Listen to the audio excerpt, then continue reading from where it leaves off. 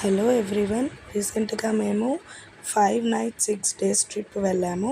So ఎలా అంటే హైదరాబాద్ నుంచి బెంగళూరు ఎయిర్పోర్ట్ నుంచి మేము కూర్గ్ టు వయనాడ్ టు మైసూర్ నుంచి Bengaluru and back to Hyderabad.